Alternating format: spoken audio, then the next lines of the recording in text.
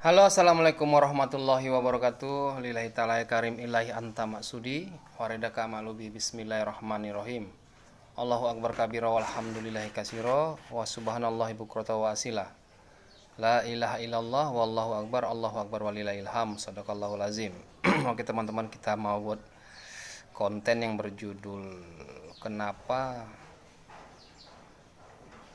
para habib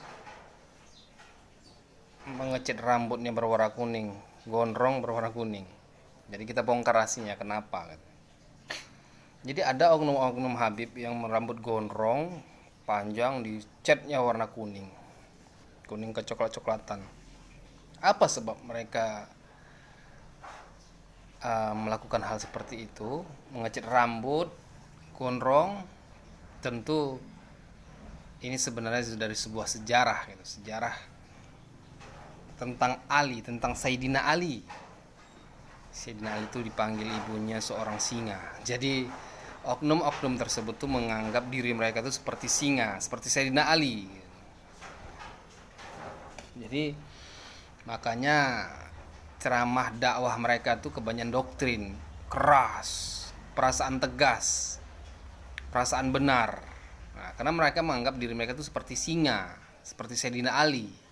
Di sini mereka terjebak.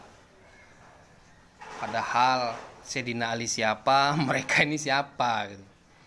Sayyidina Ali itu orang yang dimulia Allah, maka gelarnya Karamullah. Sayyidina Ali Karamullah wajha.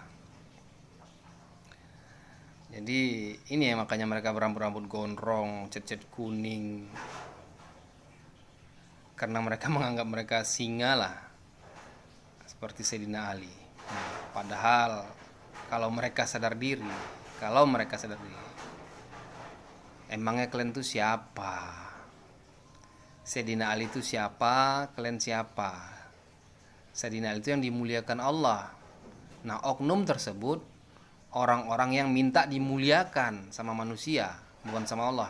Orang yang minta dimuliakan sama manusia, minta dicintai, kalau enggak nanti masuk neraka. Ini kan sudah jauh berbeda. Yang pada akhirnya mereka banyak buat masalah, banyak ceramah-ceramah mereka itu membodoh-bodohi manusia, mendoktrin. Banyak bukti tuh, dia tengok aja di video-video kita itu, banyak bukti mereka tuh membodoh-bodohi, melelang-lelang barang, bermacam-macam lah. Yang memang suara mereka tuh lebih tinggi dari suara Nabi. Cobalah, suara mereka tuh lebih tinggi dari suara Nabi. Itulah mereka menganggap diri mereka tuh lebih hebat, lebih paten, nggak ada apa-apanya. Mereka tuh hanya menunjukkan kebodohan-kebodohannya. Nah, namun kita ambil dari segi rambut tadi, ketika mereka menganggap diri mereka seperti singa,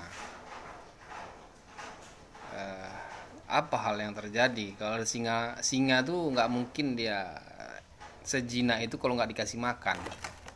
Jadi karena dikasih makan baru dia jinak. Karena singa itu kan hewan liar. Nah, taulah kalau ada singa yang lapar nih, ada domba-domba yang dekat ditelan, ada binatang yang lemah ditelan. Jadi mereka bersifat seperti itu. Mana orang-orang yang terdekat, nah itulah yang menjadi ATM mereka, keuntungan bagi mereka untuk memenuhi perut mereka, memenuhi keuntungan pribadi mereka. Itulah yang terjadi. Makanya di sini mereka sudah salah langkah sebenarnya. Udah merasa diri seperti Sayyidina Ali, tegas, keras, warak. Padahal akhlak hancur, bobrok. Ali itu akhlaknya mulia, Sayyidina Ali itu akhlaknya mulia, makanya digelar Karamullah. Dia karam, dia hilang kejahirannya, tak ragu lagi dia dengan atas kesaksiannya, atas pengenalannya sama Allah dan Rasul dan Muhammad. Jadi inilah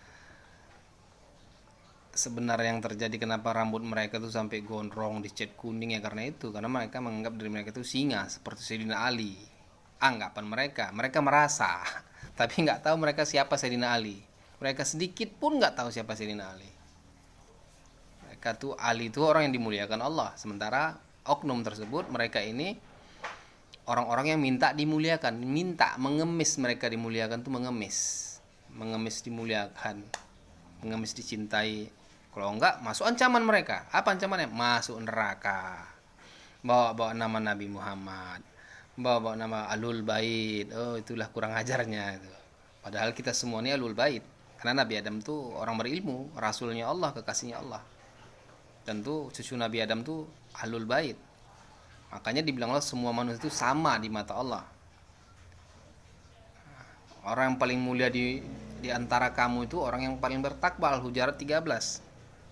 Itu semua sama kecuali orang yang mulia di antara kamu itu orang yang bertakwa.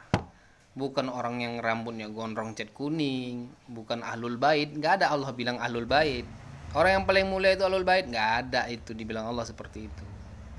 Orang yang mulia itu orang yang bertakwa di antara kamu. Nah, itu sebenarnya, tapi ketika mereka menganggap cuman mereka yang harus dimuliakan, itulah mereka orang-orang yang sudah engkar sama Allah. Mereka itu orang yang menentang Allah, sudah engkar. Jadi orang engkar sama Allah tuh orang apa namanya? Cobalah pikir sendirilah. Orang-orang yang sudah engkar menentang perkataan Allah itu orang apa namanya? Perkataan Allah bilang, orang yang paling mulia itu adalah orang yang bertakwa di antara kamu. Itu kata Allah. Namun oknum tersebut minta mereka dimuliakan. Mereka yang paling mulia, sehingga kakinya pun dicium berkah, sorbannya pun dipakai berkah. Tai kucing. Ini lucu, sebenarnya lucu sih. Ada lawak-lawaknya juga. Sebenarnya untuk menyadarkan mereka susah gitu. Karena mereka sudah merasa.